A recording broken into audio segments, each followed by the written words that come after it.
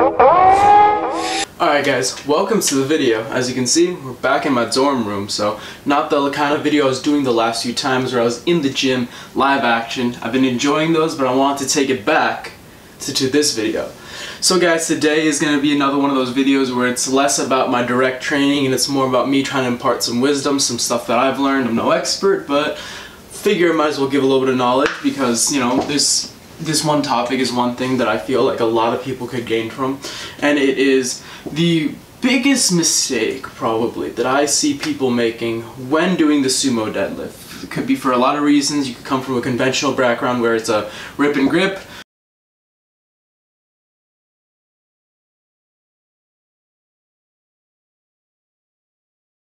or it could just be your first time doing sumo and this is what you think you should do. But there's plenty of, you know, different things that beginners could be doing wrong with their form. But there's one thing that I see easily 50% of most people who are trying sumo for the first time doing.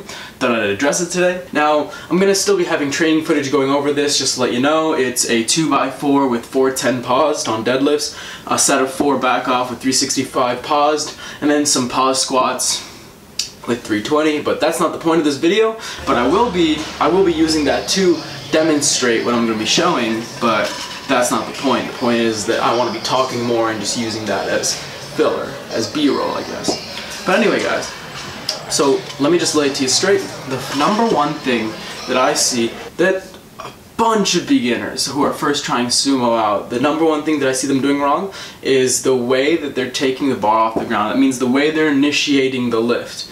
Now, sumo is a bit more technical with the beginning of the lift especially, and so much is decided from the moment you grab the bar. The way that you start your lift is going to decide how you end the lift. So, I want to say this straight up, too many people are starting their sumo pull and they're yanking the bar, or they're trying to essentially rip the bar off the ground and get it up as fast as possible. I'm working with a kid right now, Dylan. I'm doing his coaching and his programming, and I'll show you guys an example of what his deadlifts look like in the beginning. Hopefully I still have those, I think I do. And now that you guys see that, you know, it's been quite a while since I've been working with him. Well, not quite a while, but quite a few months. And as you can see in the next one, his deadlift's looking hell of a lot cleaner. Much cleaner than it was before. Extremely proud of that kid, by the way. In a 2-month prep, he had a 50-pound PR, went from 365 pull to just about a 414 pull, so just shy of 50 pounds. But very proud of him. He's making stellar progress, guys. And for anyone who's curious, I will eventually be opening up coaching to more people, but first of all, I want more experience, I want more wisdom for myself to give, because if I ever was to coach, I want to do the best job I can. And on top of that, I want more of you guys who would be interested in that, because the more of you guys who, if you want that kind of service, if you know, put that forward, then I will take that more into consideration. But besides the point, sumo is the kind of pull that it should be the hardest off the ground.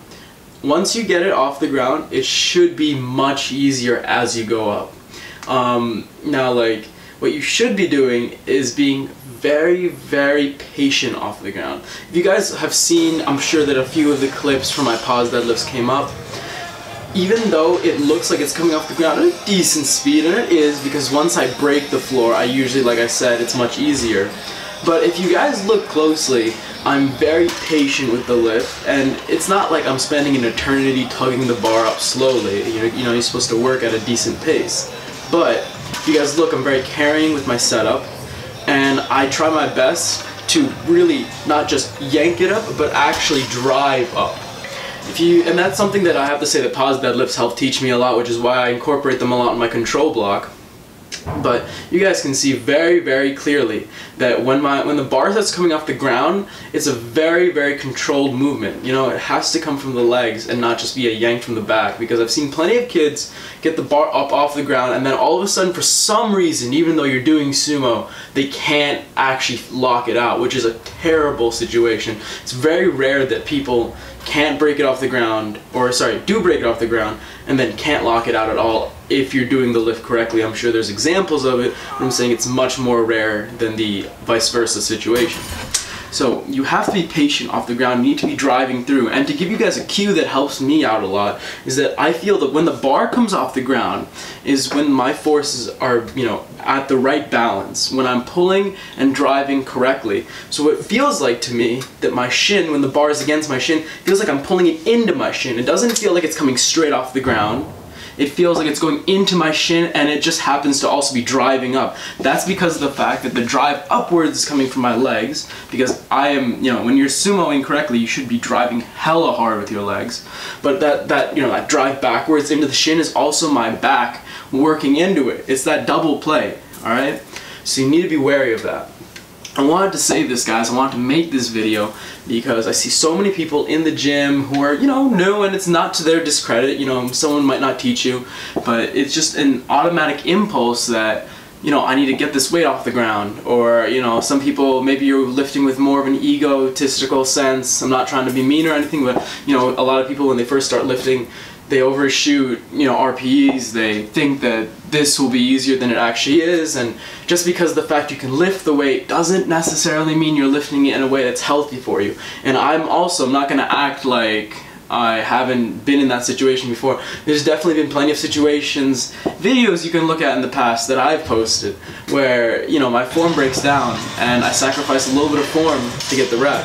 But I'm trying to do that less now. I'm trying to be smarter. I'm trying to learn that, you know, if I lift more intelligently, my longevity will be increased. And, you know, this is a long game. Powerlifting in general, you know, wanting to be one of the strongest out there, it's a long game. I gotta make sure I'm healthy. And you should make sure you're healthy too. Because if you're out of the game for a while, then first of all, people are gonna get ahead of you.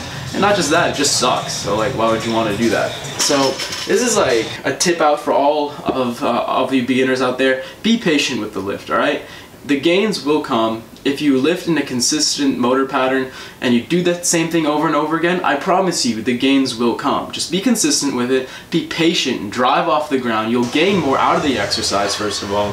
And not just that, you'll increase your longevity. This is something I preach hella hard, and I hope you guys enjoyed it, because I just wanted to sort of open up and give you guys what I was thinking about it, because like I said before, too many people yanking off the ground, and I would love to see less people doing that, not just because like it looks whatever, it's just that in my mind, if we're all lifting correctly, we're all ensuring that we have the least chance of injury, and by increasing all our longevities, we can literally enjoy the gym longer. So that's what I wanted to say for you guys. I hope you guys enjoyed it. I hope that, like, you know, maybe it helps someone out there. You know, I'm sure there's plenty of experienced lifters who are watching this video and they're like, I already know this, but like, there might be a beginner out there, someone who is relatively new to the game, and, you know, they might not know this cue. So I hope it helped. If it did, let me know. I'd definitely love to hear it.